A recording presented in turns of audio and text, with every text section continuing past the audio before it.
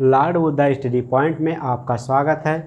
पिछले लेक्चर में हम लोग डिस्कशन किए थे कि हम किसी भी आयत या वर्ग का अगर भुजा में परसेंटेज वृद्धि करते हैं तो उसके क्षेत्रफल पर क्या प्रभाव पड़ेगा। आज हम लोग उसी लेक्चर में थोड़ा सा इंक्रीज करते हुए आगे देखेंगे कैसे अगर हम लोग किसी त्रिभुज हो या फिर कोई घनाभ हो या फिर कोई जैसे वृत्त हो तो उनके क्षेत्रफल में कैसे इंक्रीमेंट होता है। जैसे हमारा कोई एक सवाल लेते हैं कि एक त्रिभुज है, ठीक है।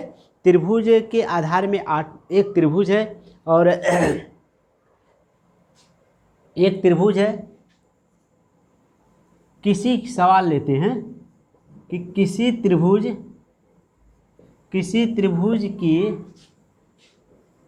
किसी त्रिभुज के आधार में 8% की वृद्धि करने तथा उसकी ऊंचाई में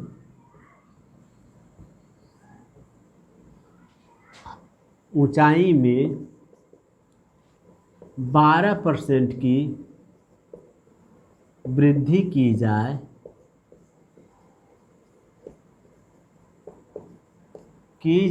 तो उसके क्षेत्रफल में परसेंटेज परिवर्तन या परसेंटेज वृद्धि क्या होगी।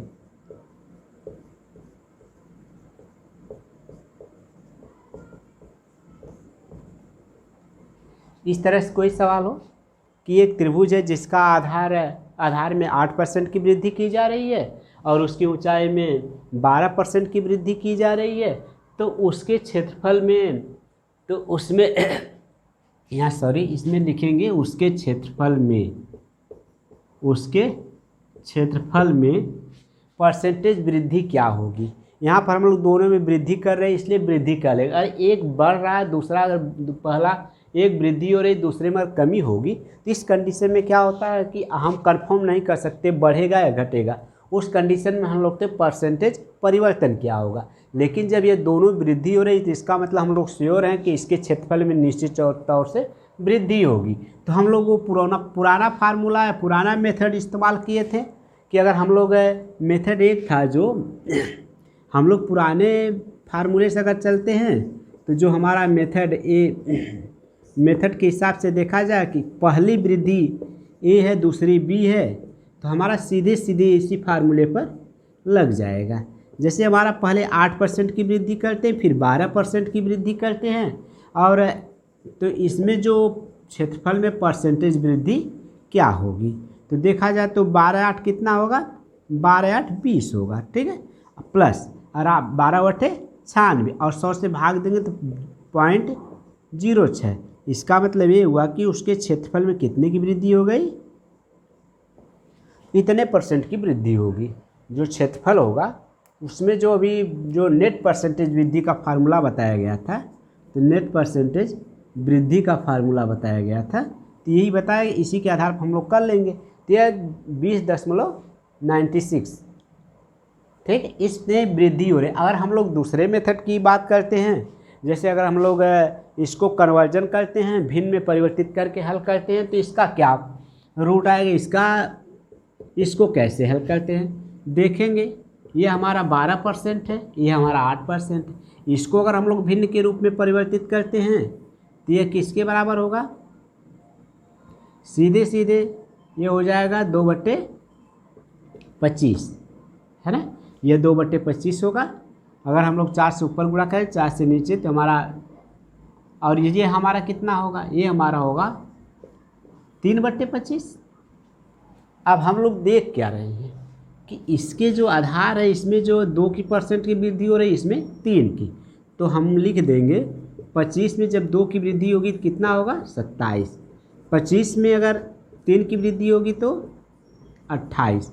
इसको गुणा करते 25 में 25 का तो कितना होगा 625 और 27 में 25 का गुणा करते तो कितना होगा अगर हम लोग डायरेक्ट गुणा नहीं कर पाते हैं तो हम क्या करेंगे, साइड में लिख कर गुणा कर लेंगे, करके देख लेंगे ना।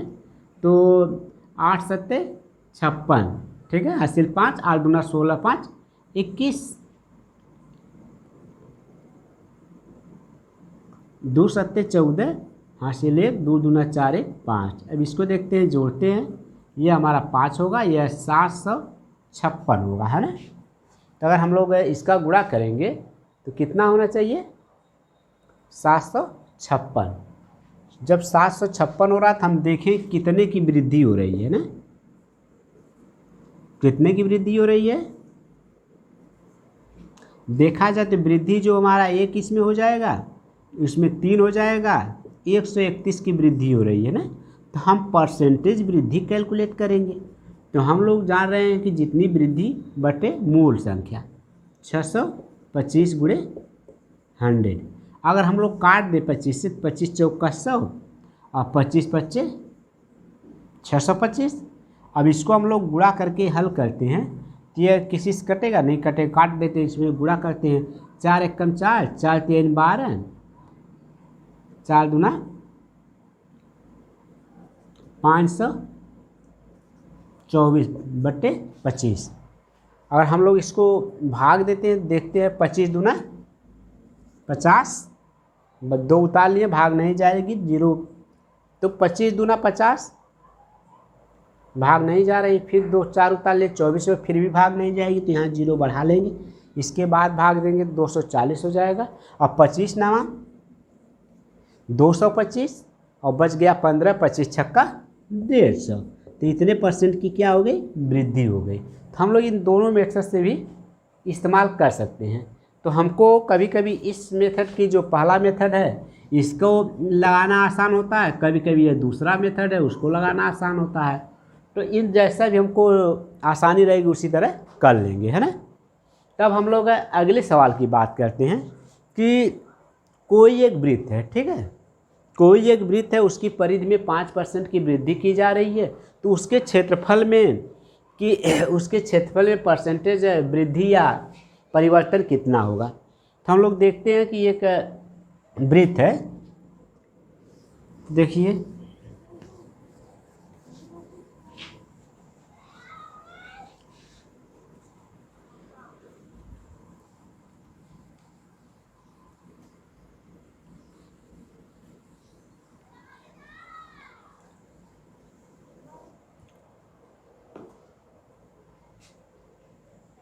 यह एक सवाल है कि एक वृत्त की परिधि में ठीक 5% की वृद्धि की जाए, परिधि में 5% की वृद्धि की जाए, तो वृत्त के क्षेत्रफल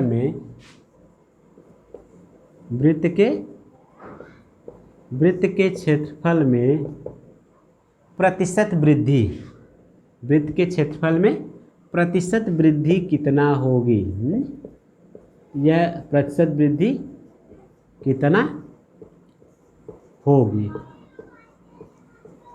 तो हम लोग सभी लोग जानते हैं कि जो हमारा वृत्त की परिधि क्या होती है, वृत्त की परिधि जो होती है जिसको हम लोग पेरीमीटर कहते हैं 2πr होता है ना, 2πr।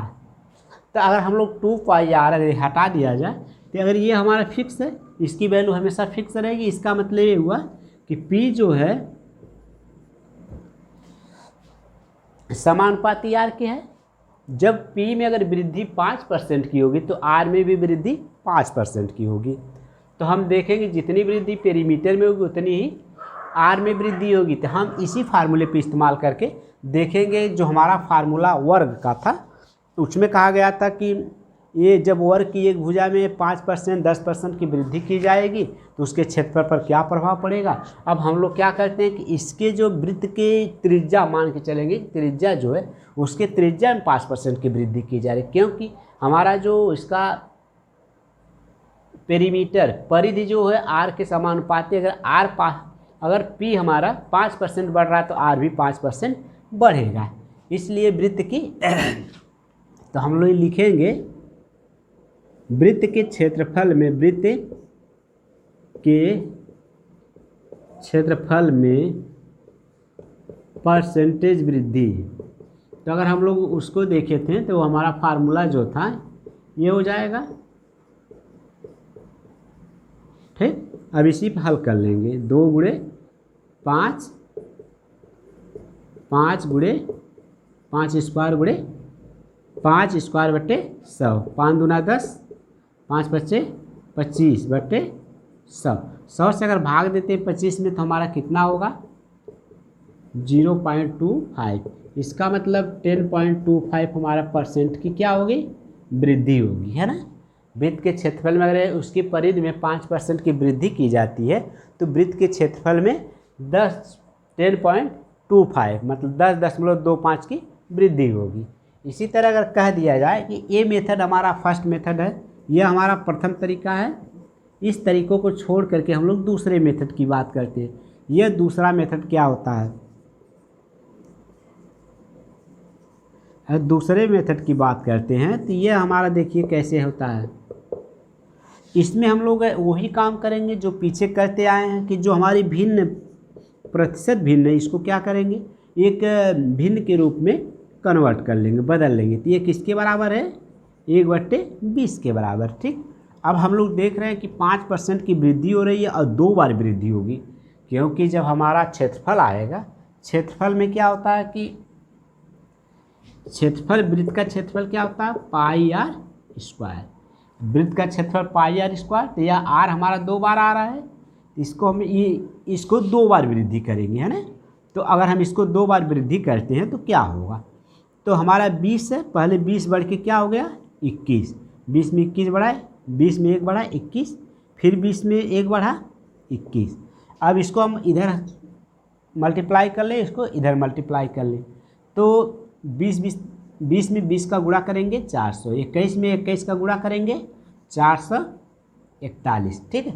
अगर हम लोग देखें तो कितनी की वृद्धि हुई है 41 की वृद्धि हो रही है, तो जो परसेंटेज वृद्धि होगी वो कितना होगी 41 बटे मूल संख्या हमारी कितना है 400 गुणे 100, यह कट रहा है। अब 4 से हम क्या करेंगे 41 में भाग दे देंगे, है ना।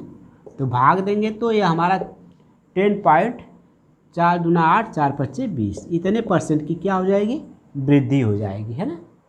तो ये तरीका हमारा क्या है कि हम वृत्त का त्रिज्या में वृद्धि कर रहे हैं या फिर परिधि में वृद्धि कर रहे हैं, तो जो क्षेत्रफल में परसेंटेज वृद्धि होगी तो हम चाहते हैं सेकेंड मेथड से, जिससे हमारा भिन्न में कन्वर्ट करके हल करते हैं उससे भी कर सकते हैं, चाहे तो हम ये फार्मूला जो हमारा प्रथम मेथड इससे भी कर सकते हैं। इसी तरह अगर हम एक दूसरे सवाल की बात करते हैं कि एक वृत्त है, उसकी वृत्त की त्रिज्या में 20% की वृद्धि की जाए तो गोले के पृष्ठीय क्षेत्रफल पर क्या प्रभाव पड़ेगा। अगर मान लेते हैं कि एक गोला है, ठीक, और गोले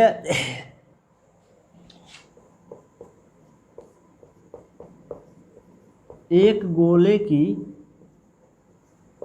त्रिज्या में, एक गोले की त्रिज्या में, है ना, तो गोले की त्रिज्या की बात करें तो गोले की त्रिज्या में 20% की वृद्धि की जाती है ना। तो गोले की त्रिज्या में 20% की वृद्धि की जाए,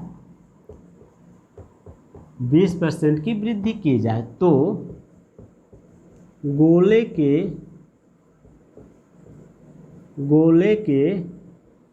पृष्ठीय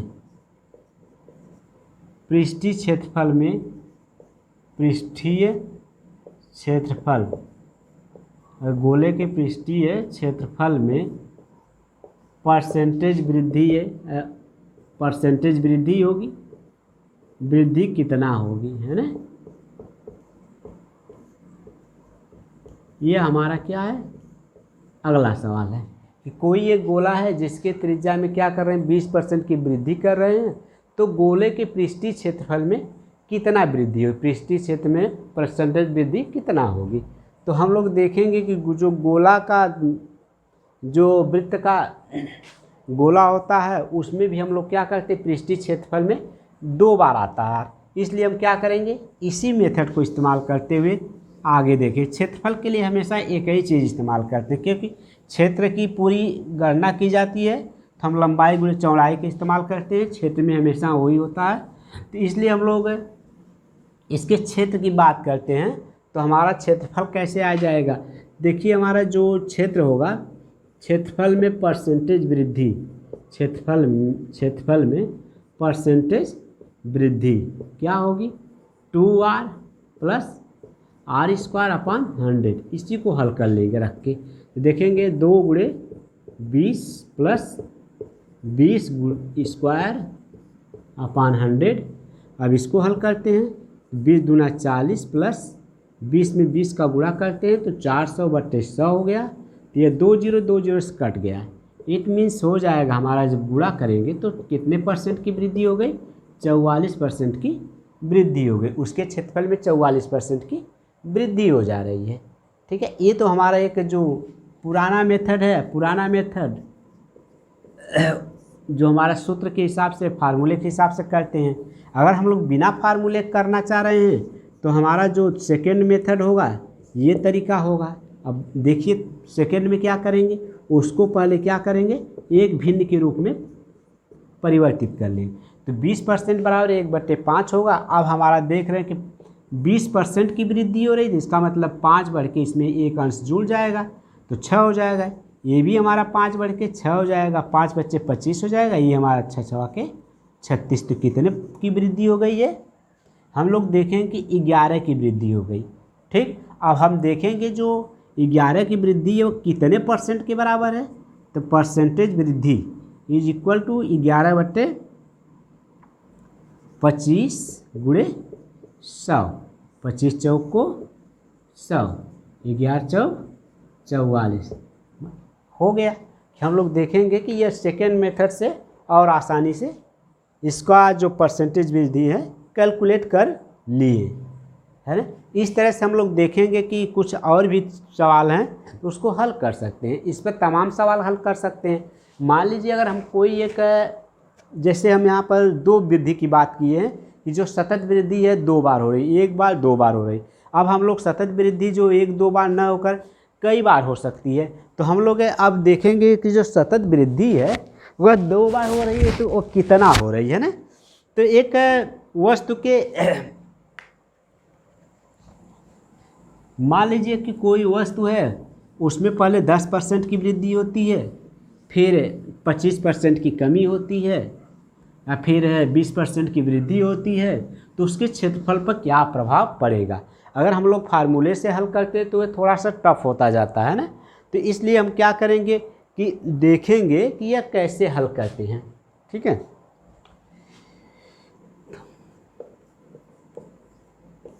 किसी वस्तु में पहले 10% की वृद्धि की जाती है, ठीक। फिर दूसरी बार क्या होता है, फिर मान लीजिए 10% की वृद्धि की जाती है, फिर 10% की वृद्धि की जा रही है, तथा पुनः क्या करते हैं 20% की कमी की जा रही है ना। कमी की जाए तो, और कमी की जाए तो यह जो इसका मान जो कितना परिवर्तन होगा, इतना कमी की जाए तो परसेंटेज परिवर्तन कितना होगा, परसेंटेज परिवर्तन कितना होगा। अगर हम लोग इसको फार्मूले से करना चाहें तो कर सकते हैं, लेकिन ये हमारी प्रक्रिया काफ़ी बढ़ जाएगी। तो एक बार हमको करना होगा कि पहले 10% की वृद्धि कैलकुलेट करेंगे, उसके बाद फिर 20% की कमी का। तो हम लोग फार्मूले से अगर हम चलेंगे तो हमारा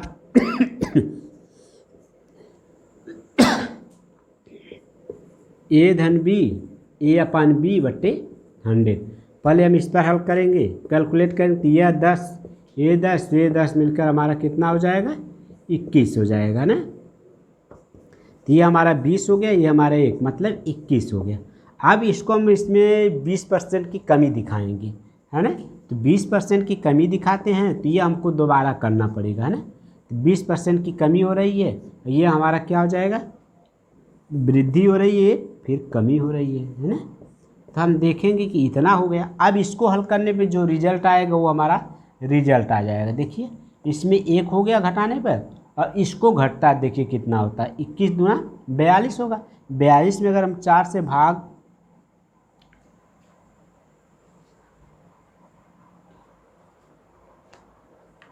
इसमें जो सवाल है थोड़ा सा कहीं मिस हो रहा है, अगर हम लोग देखेंगे तो बहुत डिफरेंस तो नहीं होगा।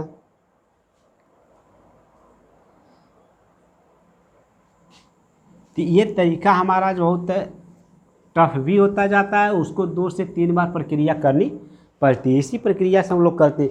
बल्कि अब हम लोग क्या करें कि इसमें जो परसेंटेज, इसको पहले भिन्न में परिवर्तित करके करेंगे तो हमको ज़्यादा आसानी होगी। जैसे 10% हमारा किसके बराबर है, 1/10 के।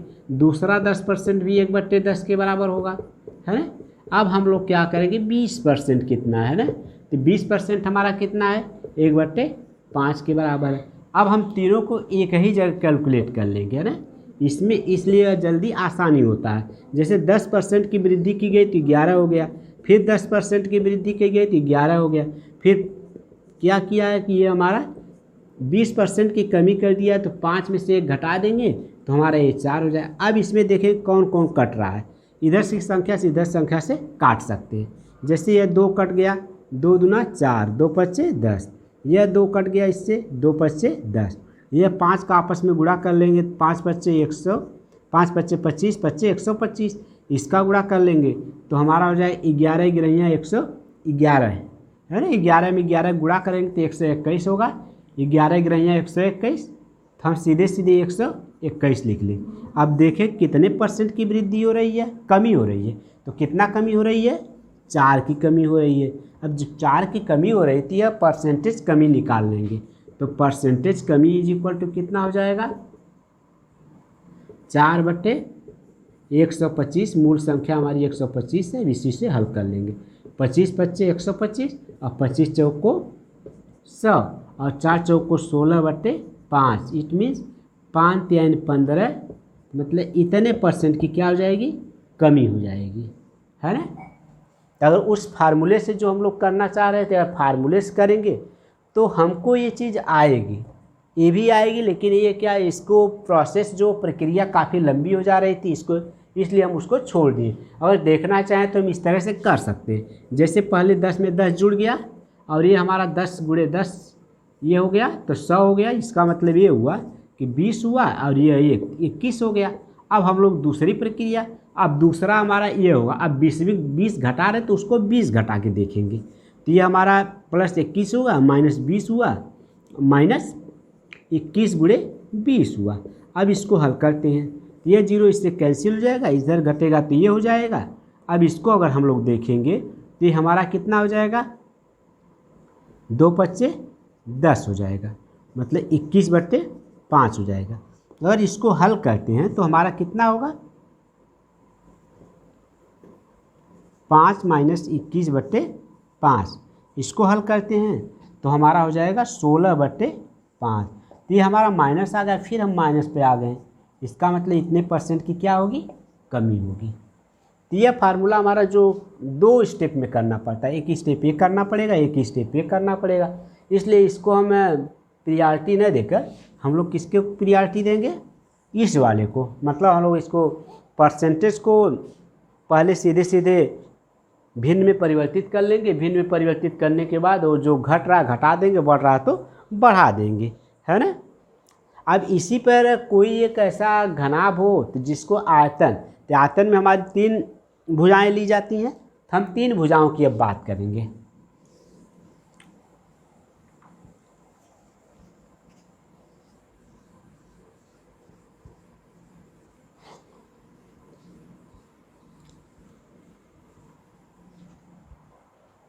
कोई एक घनाभ है जिसकी लंबाई में 20% की वृद्धि की जाए, चौड़ाई में 25% कमी की जाए, ऊंचाई में 10% की वृद्धि की जाए, तो आयतन में परिवर्तन ज्ञात कीजिए, है ना। तो कोई एक घनाभ है,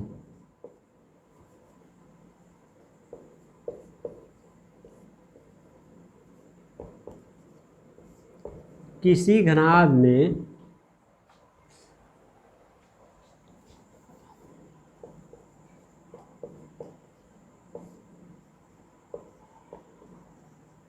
किसी घनाभ की ऊंचाई में, किसी घनाभ की ऊंचाई में 20% की वृद्धि की जाए, 20% की वृद्धि की जाए, चौड़ाई में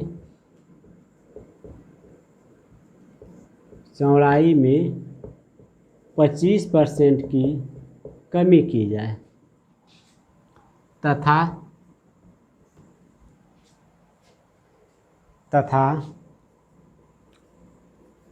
अब 20% की अगर हम ऊंचाई में 20% की वृद्धि करते हैं, चौड़ाई में 25% की कमी करते हैं, तो ऊंचाई में 10% की वृद्धि की जाए, है ना।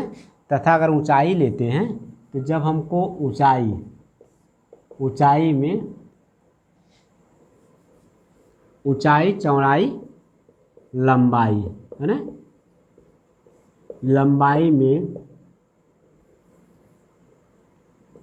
10% की वृद्धि की जाए तो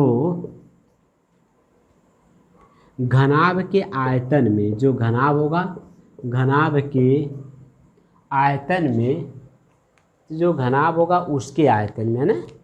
तो घनाभ के आयतन में परसेंटेज वृद्धि, घनाभ के आयतन में प्रतिशत परिवर्तन क्या होगा, है ना, परिवर्तन क्या होगा, है ना। इसको कैसे हल करते हैं, तो यहाँ पर भी देखेंगे कि हमारी 3 संख्याएं, एक 20% की वृद्धि हो रही है, फिर 25% की कमी हो रही है, फिर हमारी 10% की वृद्धि हो रही है। तो ये सब मिलकर जो घनाभ है उसके आयतन पर क्या प्रभाव डालेंगे। तो हम वही फार्मूला, जब 3 संख्याएं हमारी बढ़े या घटे या लगातार बढ़े तो क्या से कैसे हल करते हैं उसको देखते हैं ना। तो जैसे हमारा 20% की जब वृद्धि हो रही तो इसको क्या करेंगे, एक भिन्न के रूप में कन्वर्ट कर लेंगे। तो कितना हो जाएगा, 1/5। जो हमारी चौड़ाई है, चौड़ाई में क्या हो रहा है, 25% की कमी हो रही, इसको भिन्न में परिवर्तित करेंगे तो 1/4। और यह लंबाई है, लंबाई में क्या हो रहा है, 10% की वृद्धि की जा रही। जब 10% की वृद्धि की जा रही, इसको भिन्न में परिवर्तित करेंगे तो 1/10 हो जाएगा। अब हम लोग देखते हैं कि ये कैसे होता है। जब ये 20% की वृद्धि की जा रही तो इसका मतलब ये क्या होगा कि ये 5 से बढ़कर कितना हो गया, 6। यह 4 से घट के 3 हो गया, है ना। और ये हमारा 10 से बढ़ के 11 हो गया, 10 से 11 हो गया। अब इसमें जो संख्या कटने लायक है उसको काट देंगे। जैसे ये संख्या हमको 2 से कट रही है, 2 तिहाई 6 हो गया और 2 दूना 4 हो गया। यह 5 दूना 10 हो गया और 10 में 10 का गुणा करेंगे तो ये हमारा कितना हो गया, 100 हो गया। इसको गुणा करेंगे तो 3 का 3 में गुणा करेंगे 9 होगा, 9 का 11 में गुणा करेंगे तो 99 होगा। तो हम देख रहे हैं कितने की कमी हो रही है, 1 की। इसका मतलब परसेंटेज जो कमी होगी कितनी होगी, 1/100 हो जाएगा, इंटू 100 हो जाएगा। इसका मतलब इससे कैंसिल, तो हमारी 1% की क्या हो रही है, कमी हो जा रही है ना। तो हमारा जो घनाभ है उसके आयतन में कितनी कमी हो जाएगी, 1% की कमी हो जाएगी। इस तरह से हम लोग और भी सवाल ले सकते हैं। जैसे कोई परिमाप की बात करते हैं तो इस तरह से अगर हम लोग चाहें तो और भी संख्याओं में कोई एक संख्या लेते हैं, उसमें जो 25% की 15% की वृद्धि की जा रही है, फिर 10% की वृद्धि की जा रही है, फिर मान लीजिए हम सीधे 5% की कमी कर दे रहे हैं। तो जो वस्तु है उसके मान में, उसके आयतन में परसेंटेज वृद्धि या कमी क्या होगी, या कि परसेंटेज परिवर्तन ज्ञात कीजिए, है ना। हमारी ये संख्याएं हैं, इसी के आधार पर हम लोग बेस्ट सवाल क्वेश्चन करेंगे। तो हमारा ये 15% का मतलब कितना हो गया, सीधे सीधे 5 3 15, 20 25 100। अगर 10% की बात होगी तो 10% का मतलब 1/10। अगर 5% की बात होगी तो सीधे सीधे हो जाएगा 1/20। अगर हम लोग देखेंगे तो पहली संख्या में वृद्धि हो रही, इसका मतलब 20 से बढ़कर कितना हो गया, 23 हो गया। दूसरी संख्या में वृद्धि हो रही, इसका मतलब 10 से बढ़ के 11 हो गया। तीसरी संख्या में कमी हो रही, इसका मतलब ये 20 से घट के 19 हो गया।